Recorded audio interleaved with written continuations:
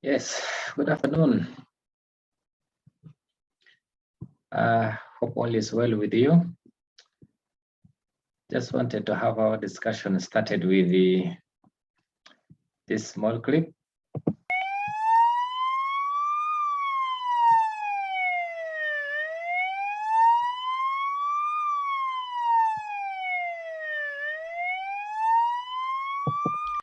Okay, so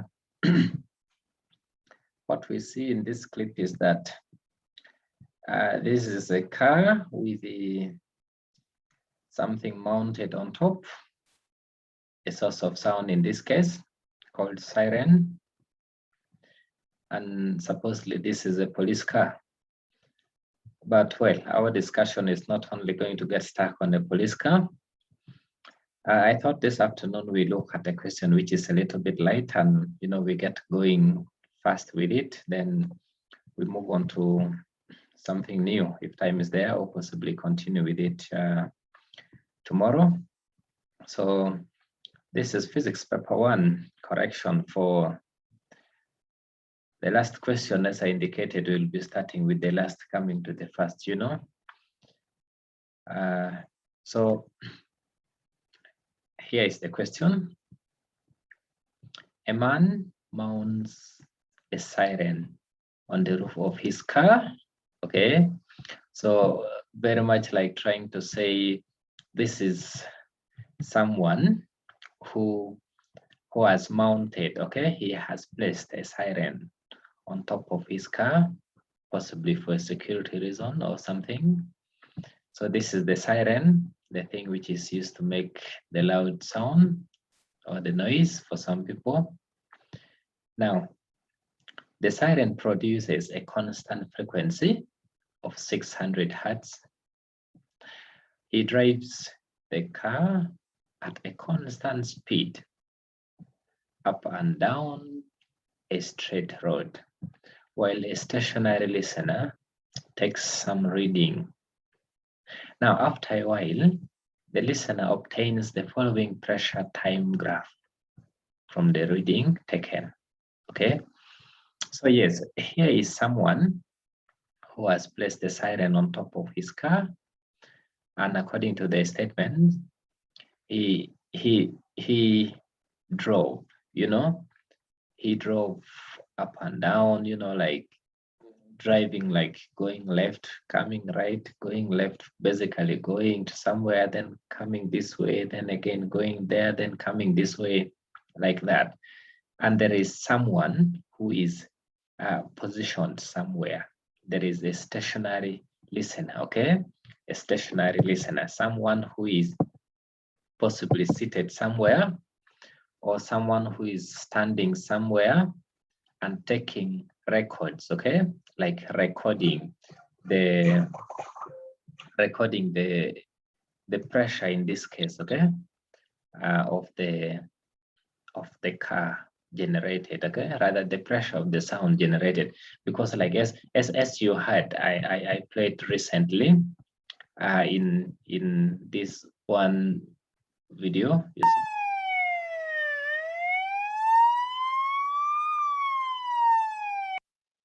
So yes, there is when you notice that the sound is increasing, the sound is decreasing, the sound is increasing, the sound is decreasing, okay? Now that is what you notice, okay? You as a listener, someone who is listening or recording. But to the car or to the source of sound, the source is not changing, it's the same source, very much like the source is producing the same sound, the car is producing the same sound. So you are the one hearing something different, possibly, okay? So yes, that is the statement. Now let's go ahead and continue. They said after some time, after a while, the listener obtained the following pressure time graph from the readings taken, okay? So the pressure here, sound travels through air, and each time a sound is made, it sets the surrounding air into vibration, okay? And the vibration happens in such a way that there is a time when the vibration is so much with high pressure, and there is when the vibration is not that much with low pressure. So when the vibration is so much, we say the pressure is high, okay? And we can also refer to that as what? As compression. And when the vibration is low, we can talk of rarefaction, okay? That is the volume of the sound heard is not that much. The air vibrating is not as much as it was vibrating when the pressure is high. So this is the graph. The pressure starting from 0 increased to some value, which has not been given. Then it continued like this way. So this is the graph of pressure versus time, okay? The graph of pressure versus time of this car that was driven here and there, you know, driven that way, then brought back, then it was driven again and brought back, and you know, while the siren is on. So you notice that, for example, as the car is being driven from one side to the other side, the listener or the person recording who is seated right at the center, when the car is coming towards him, he will notice, he will detect, he will record an increase in the pitch. Then as the sound or as the car drives past him to continue to the other end of the road, he will notice a decrease. It will sound like, you know, the sound is getting, you know, soft and soft, or lower and lower. And that is what happens. So again, when the car has reached the other side and is traveling this way, and as the car approaches him, he will be detecting, okay? He will be recording, he will notice an increase in the pitch of the sound. And as the car approaches him and goes through to the other side, he will be what? He will be recording a decrease in the pitch of the sound, very much like a decrease in the volume of the sound generated. Well, what are we supposed to do with this kind of information? Now, we are supposed to determine the period of the detected wave, okay? We are supposed to determine the period. Well, how do we determine the period of the detected wave? And what is period anyway? Okay. Well, period is the time taken. You know, wave travels or sound travels this way, the way it is indicated in the diagram, okay? That is how sound energy or sound wave travels, okay? With the regions of high pressure, low pressure, high pressure, low pressure, like that. And when we begin to investigate, looking at the graph from this starting point, when it moves through up to this point, the same horizontal axis, we say it has moved half a cycle. And now when it has continued from where it is, from the half cycle part to the other end, okay, we say it has completed one full cycle. And now the time taken for one full cycle is what we call the period. Very much like when you think of someone who is swinging on the pendulum, okay? Someone who is swinging on a swing, you know, like moving one side and coming this other way. If you think of someone who is like swinging like that, you know, you have some kind of a rope tied up and you sit down here and someone is pushing you. So as they push you, you move to one end. Then after reaching one end, you will be coming right through the center and up to the other end, okay? So when you go, starting from the one end, you go to the other end and you come to that same position, we say that is one complete cycle. And so period is the time taken for one complete cycle, okay? The information given here in statement is only for what? It's only for the frequency. There isn't anything else we can get from the statements. Instead, we can use the what? The graph which has been given. And so what are we going to do here? Well, notice that the time recorded is expressed as a factor of 10 with what? Raised to minus 4. And so in this case, what we are going to do is to find the time from the starting point here until one cycle is complete, okay? from the starting point until one cycle is complete. So how do we determine that? Well, the interesting thing is the time from 0, the starting point here, to the middle here, okay? When pressure is maximum has been given. So we have this, and that time is also equals to the time taken up to here. And that time is the same as the time that is going to reach here, and it's the same as the time up to this point here. So we have how many smaller divisions? We have like 1, 2, 3, 4 small breakdowns. Each of them takes 3.5 times these seconds. And so we therefore go ahead and say the time taken for one complete cycle, which we also call the period, can now be calculated from. So we say this is 6.1. Just make it a little bit bigger. Yeah, like that. So we say the period it's going to be calculated when we multiply 4 by 3,5. Why are we multiplying 4 by 3,5? We're multiplying 4 by 3,5 because what we see is there are 4 divisions. One from here to the point of maximum pressure, 1 division, then another one here, 2, 3, and 4. Because we have to determine the time from here, the starting point, up to when one complete cycle is done. So from here to here, we have how many divisions? 1, 2, 3, 4. We multiply with this one here, okay? And when we do that, we can do what? We can find the time, or else we could just add this one here, which is the time from the start up to here. Then we add it to the remaining bit of the time, which is from here up to the other side, okay? So let's call this one the first alternative, okay? The method we are using. Let's say this is the what? The first alternative, that is method 1. So for method 1, this is what we are going to do. Now notice that the time here is expressed as what? As 10 raised to -4. That. And so what is this going to be? Well, this is going to be, now I've got to get my calculator and multiply that. So this is 4 times 3.5. 4 times 3.5 or 3,5. Yeah, it's 14. So what we get here is 14. Answer is going to be 14.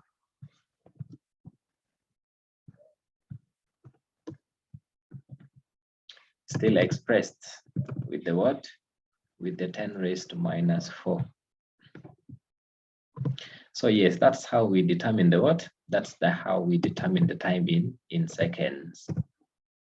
Now the other alternative method is that of adding, okay? We could also say alternatively, or rather method 2, we could say period, which is the time taken for one complete cycle, can be calculated when we add this time, the time from here to here, which is 10, to the time from this starting point to this other point, which is the same as the time from here to here. That is 3.5. So we'll be adding 10.5 to 3.5, okay? So when we do that, when we add 10.5 or 10,5 to 3,5, what we get? Well, notice that all this is being expressed, okay? This is being expressed as a factor of what?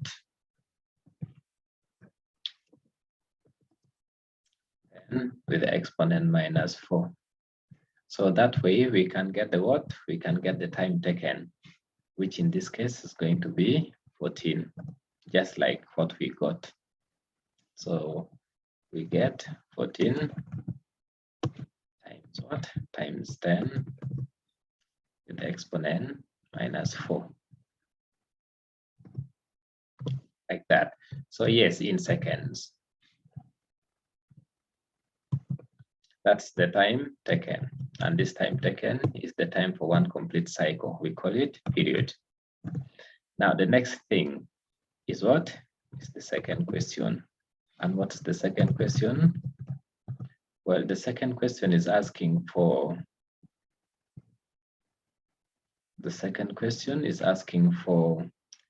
the frequency of the detected sound wave. Now, the frequency of the detected sound wave, how is this going to be calculated? Okay, how do you calculate the frequency of the detected sound wave? Well, we could have used the general formula. There are so many formulas we can use, you know. We can either use the other formula of FL equals to, you know, stuffs like that. Let me just put it down so that it's easy for you to, there are so many formulas. I'm just going to list all of them. Then from that, we can see what we can do with this formula that I'm having here. So we say the frequency detected by the what? By the listener.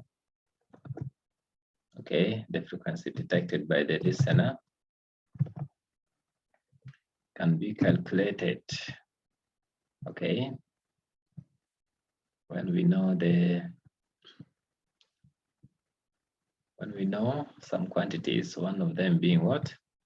Being the velocity of what? Of sound.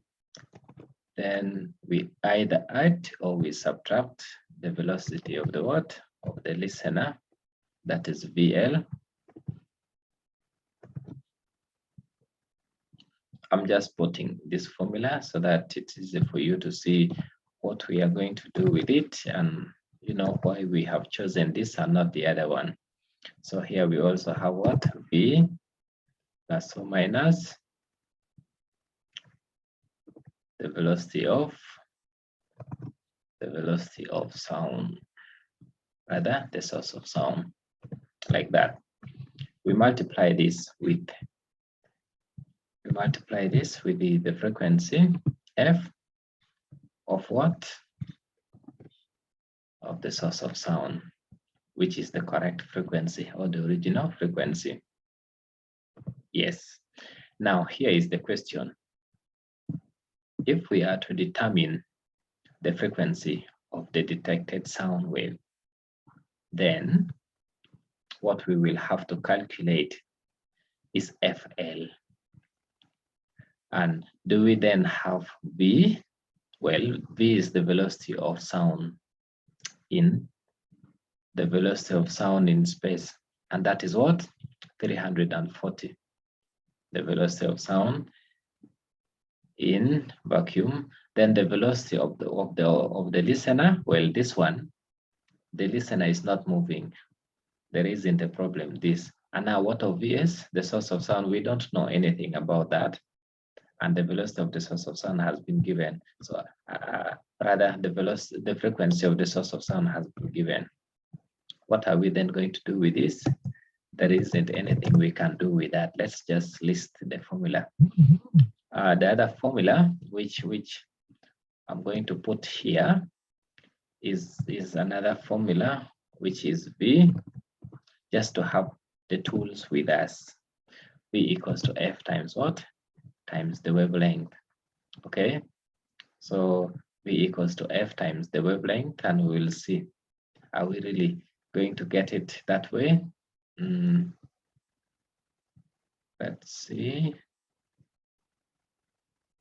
Which formula do we use? Which letter can we use to represent the wavelength? Looks like we don't have it. So yeah, here we go. Okay, so can we use this formula to find the frequency FL. No, we cannot use that because if we have FL here, then we must be having VL and what? And this one here. We can't use that. Now, surprisingly or interesting, there is one more formula which we can use, and that formula is F. Okay, that formula is F. Yeah, the formula is F equals to what? F equals to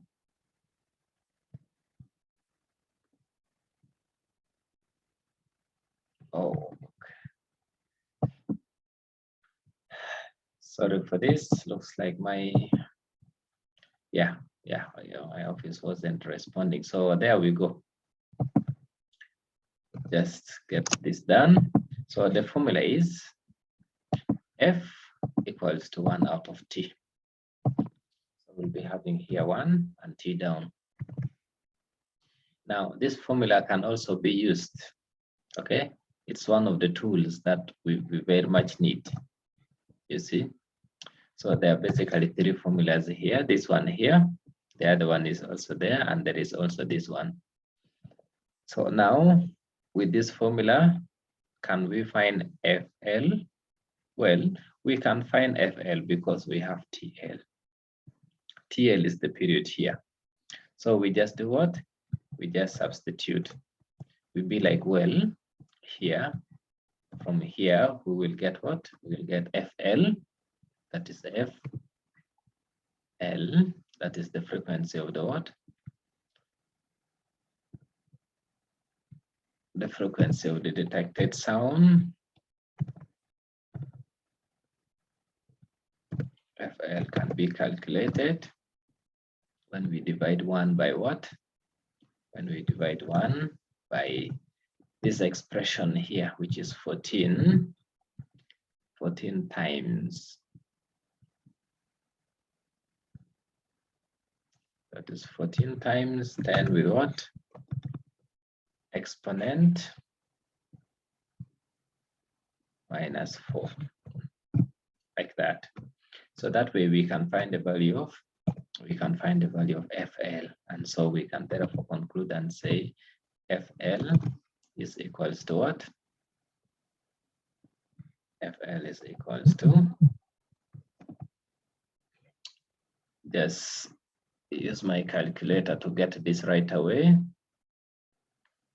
1 divided by 14 times.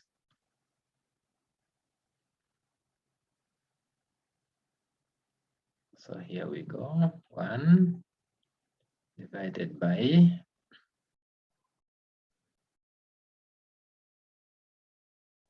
14.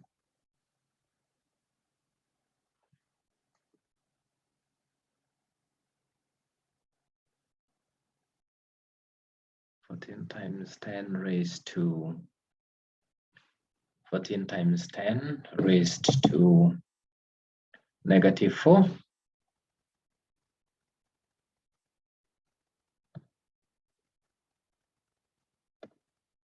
Yes, so dividing this gives us a value of the frequency of the detected what? Frequency of the detected sound, which is 714. This is 714, comma what? 2857. 57, yes. Yes, this is the frequency of the detected, because now we have decided to use this one because what we calculated, the initial calculation we did was for the time period, and that time period is based on the data, the information that was collected by the listener. Okay, so all the information is S was listened to, or S was recorded, or S was detected. So if there is about everything there is about the detected sound. So the time we calculated it when the pressure that was detected was calculated versus the time period.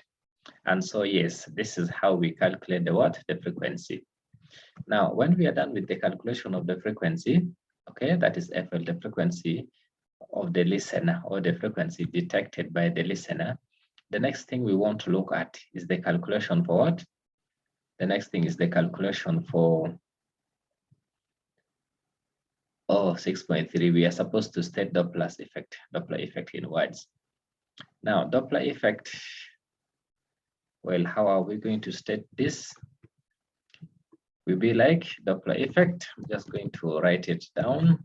Doppler effect is the what?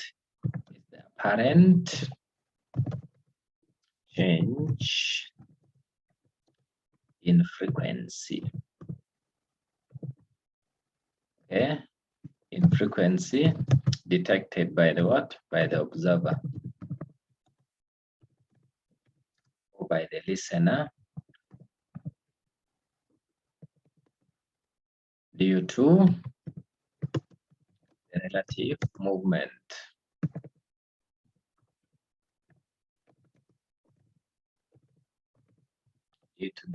movement between the listener and the source of sound.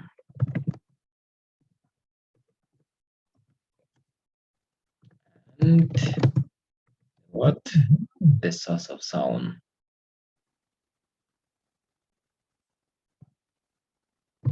Like that. The listener and the source. So the apparent change in frequency detected, okay, by the listener due to the relative movement between the listener and the source of sound. So now what normally happens is that you could detect something, but it may not be the same as what is being produced from the other side. You know, what if there is a fault in the instrument you're using to detect? What if the source of sound is moving away? You will hear a decrease because there is low pressure. What if the source of sound is moving towards you? There will be an increase. You will detect an increase, okay? You will detect an increase in the pitch of the sound. So what you detect is not always the correct what? The correct frequency. And it is not the correct frequency, not because the original frequency has changed, but it is because of the relative movement, either between either of you or of the what? The source of sound. So we talk of the apparent frequency. It's very important that you include this in your definition, okay? The apparent change in frequency. Apparent in this case indicates that there is actually no change, but it appears like there has been change. You see that? So that is what we mean by the apparent frequency. Now, the other thing, the next question here is we are supposed to calculate the speed of the moving what? The speed of the moving car. We are supposed to calculate the speed of the moving car. So how do we calculate the speed of the moving car? Well, we can now use or pick one of the formulas up here. To calculate the speed of the moving car, we can pick one of the formulas up here, which we have already written. You see, we can either pick this if we know this F and this other one.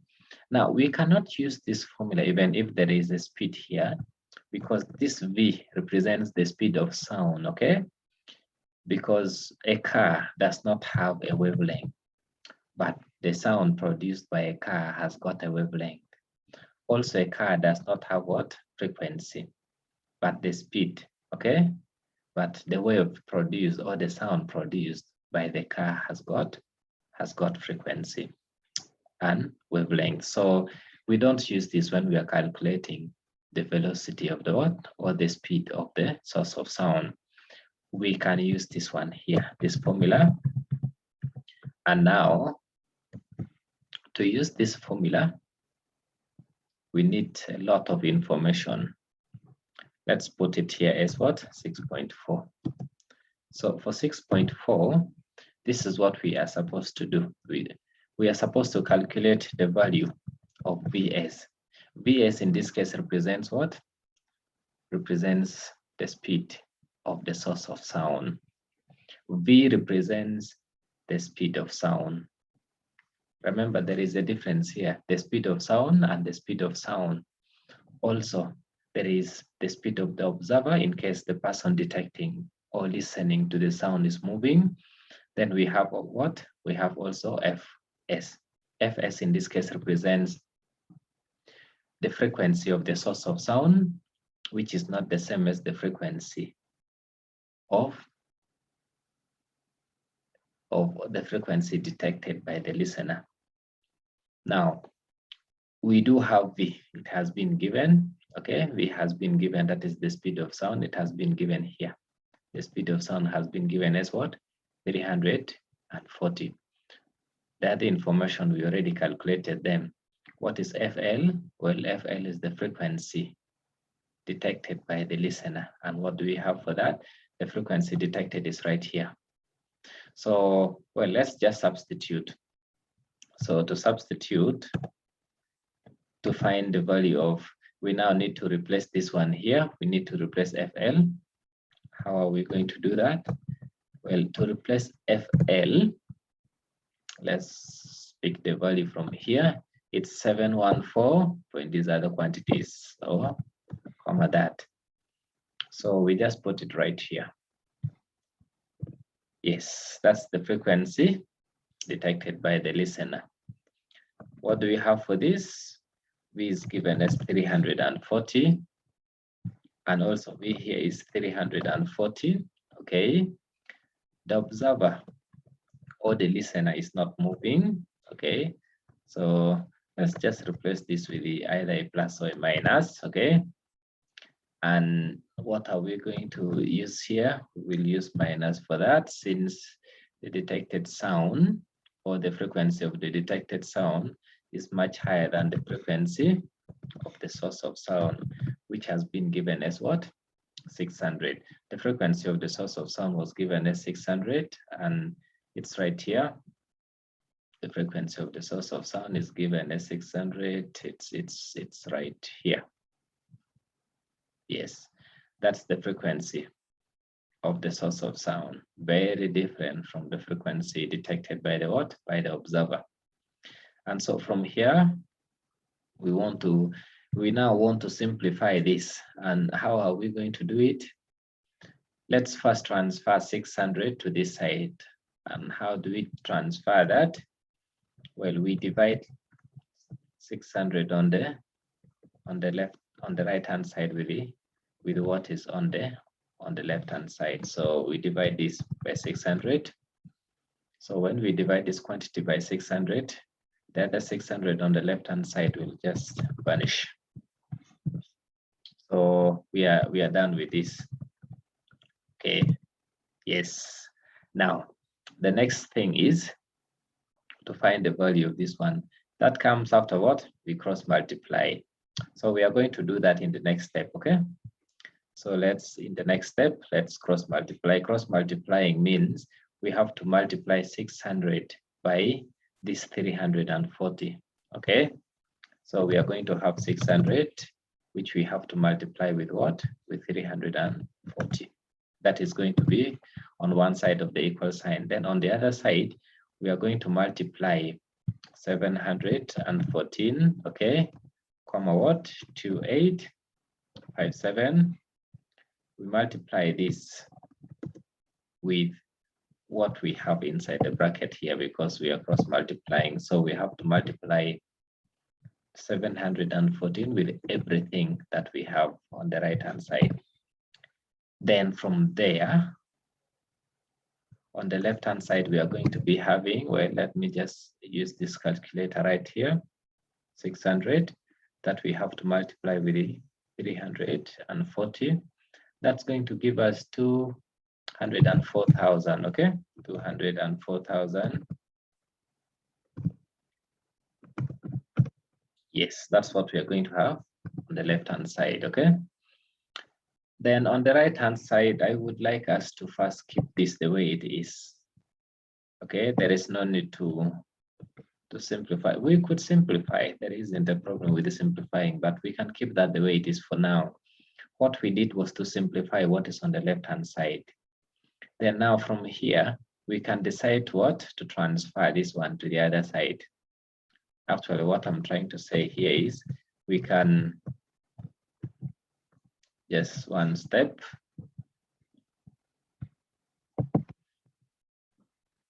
So what I'm trying to say here is it will make it faster if we transfer 714 to this other side. How do we do that? We divide 204,000 by this 714.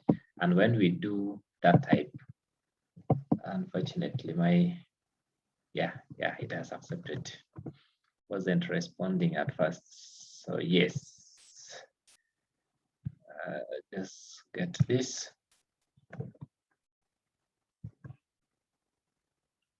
Okay. So, yeah. So what we do here is we divide this quantity by what? We divide it by 714, comma 2857. Then it will no longer be there on the right hand side. Okay.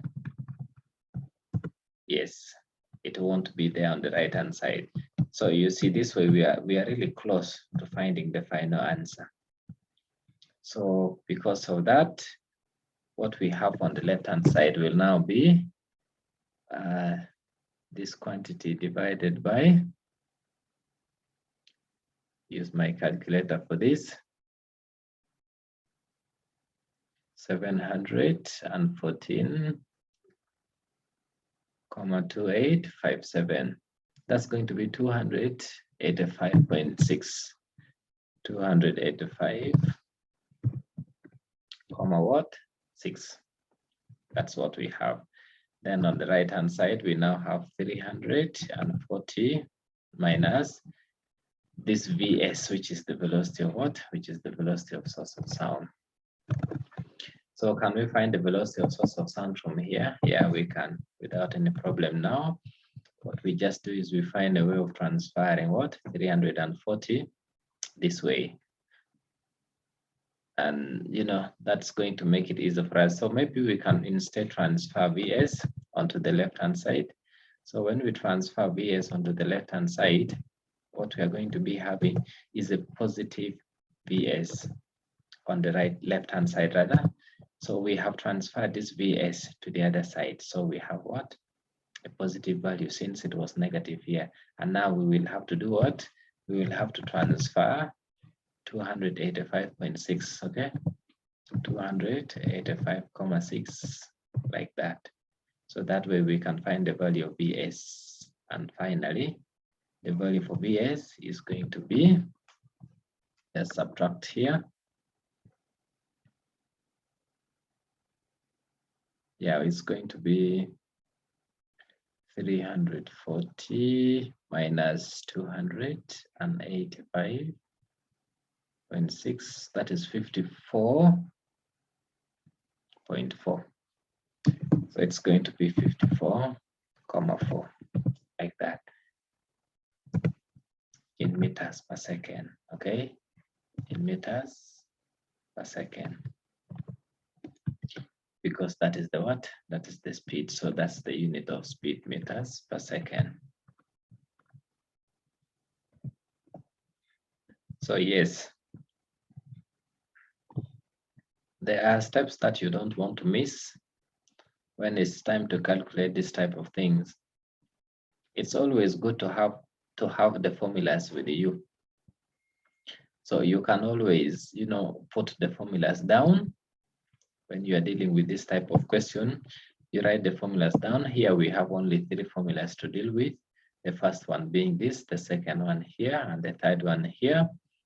Then when you have the formulas with you, the next thing is you want to determine the info, collect the data. You want to determine what has been given. Have they given us this quantity, like frequency?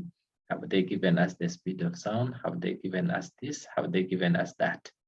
When you have that, then you now look at the toolbox, and you see which tool you're going to pick to use.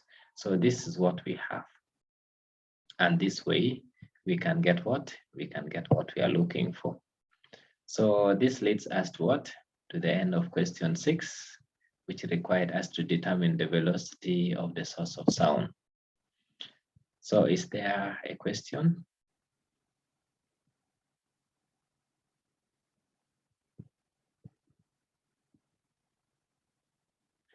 Well, if there is no question, and in case you want to watch this again, I will be uploading it and you can get the link from the group and you watch it later. Maybe there is a part that, you know, caught you off guard. You were doing something and you missed the explanation. You can watch it again. I will be uploading it. Otherwise, thanks so much for your time. This is going to lead us to the end of today's lesson. Thank you so much.